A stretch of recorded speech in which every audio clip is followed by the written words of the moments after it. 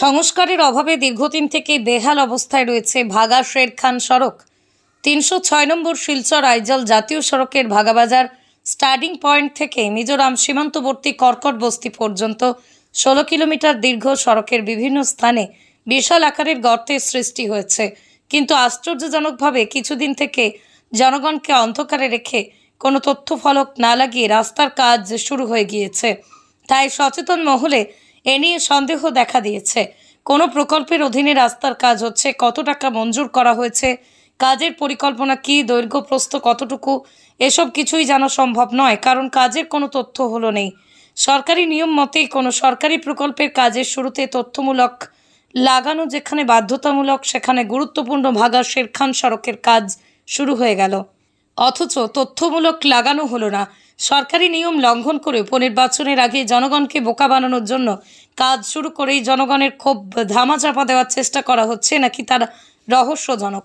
স্থানীয় বিশিষ্ট সমাজসেবী আমির হোসেন লস্কর ক্ষোভ প্রকাশ করে বলেন, এর আগে ওই রাস্তা নির্মাণে নিম্নমানের কাজ করা হয়েছে, যার দরুন নির্মাণের কিছুদিনের মধ্যেই রাস্তাটি ভয়ঙ্কর রূপ ধারণ করে। এবারও যে হাতে সেরকম পরিস্থিতির সৃষ্টি না হয়, সরকারি নিয়ম মাফিক কাজের গুণগত মান বজায় রেখে রাস্তাটির সংস্কার কাজ সম্পন্ন হয়, সেদিকে দৃষ্টি দেওয়ার জন্য সংশ্লিষ্ট আধিকারিকদের জোরালো দাবি জানান তিনি।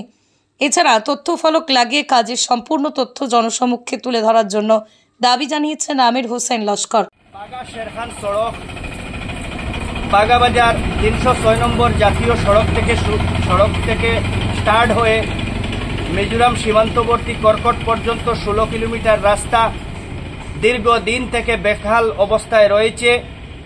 এই রাস্তা দিয়ে নিত্যদিন যাতায়াত করেন রাজনগর জিপি, জীবনগ্রাম জিপি এবং জামালপুর ও শেওরারতল জিপির কয়েক হাজার মানুষ, সরকারি চাকরিজীবী, ছাত্রছাত্রী। এছাড়া মিজোরামের একটা বৃহৎ অংশের মানুষ এই রাস্তা দিয়ে বহির্জগতের সঙ্গে চলাচল করেন। তুইরেল হাইড্রো ইলেকট্রিক প্রজেক্টের বাড়ি বাড়ি যানবাহন কিংবা উচ্চপদস্থ আধিকারিকরা যানবাহন নিয়ে প্রজেক্টের কাজে যাতায়াত করেন এই সড়ক ব্যবহার করে। অত্যন্ত গুরুত্বপূর্ণ এই সড়কটি পুকুর সম গর্ত সৃষ্টি হয়েছে বিভিন্ন জায়গায়। বারবার পত্রপত্রিকায় আসে, জনগণ প্রতিবাদ করেন, কিন্তু রাস্তাটি সংস্কারের জন্য সরকারের তরফ থেকে কোনো উদ্যোগ নেওয়া হয় না। আপনারা শুনলে আরও আশ্চর্য হবেন, ২০১৫ ইংরেজিতে আমরা স্থানীয় মানুষদেরকে সঙ্গে নিয়ে এই রাস্তাটি একেবারে জরাজীর্ণ অবস্থায় ছিল, আশু সংস্কারের জন্য দাবি উত্থাপন করেছিলাম। তৎকালীন কেন্দ্রীয় রাজ্যের সরকার চিফ মিনিস্টার স্পেশাল ফান্ড থেকে ১৯ কোটি টাকা মঞ্জুর করেছিল। ২০১৬ সালে কাজ শুরু হয়েছিল, কিন্তু সেই সময় অত্যন্ত নিম্নমানের কাজ হয়েছে, যার ফলে রাস্তা নির্মাণের ১-২ বৎসরের মধ্যেই রাস্তার বিভিন্ন অংশে পিচ উঠে গিয়েছে এবং বড় বড় ফিশারির সম গর্তের সৃষ্টি হয়েছে, যাতে বর্ষার সময় যানবাহন চলাচল করতে অত্যন্ত বিপাকে পড়েন যান মালিকরা এবং যে সমস্ত নিত্য যাত্রীরা প্রাণ হাতে নিয়ে চলাফেরা করতে বাধ্য হন। দীর্ঘদিন থেকে এই রাস্তাটি সংস্কারের অভাবে জরাজীর্ণ হলেও নির্বাচিত প্রতিনিধিরা নীরব দর্শকের ভূমিকায় রয়েছেন।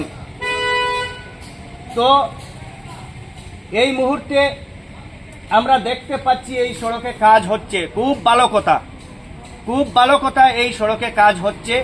স্টার্টিং পয়েন্টে বাগাবাজার ৩০৬ নম্বর জাতীয় সড়ক থেকে শুরু করে এই রাস্তার কাজ শুরু হয়েছে। কিছু অংশ সিসি ব্লকের কাজ হয়েছে, রুকনি নদীতে একটা ব্রিজ রয়েছে, এরপর আমরা দেখতে পাচ্ছি একটা ড্রেন নির্মাণ হচ্ছে।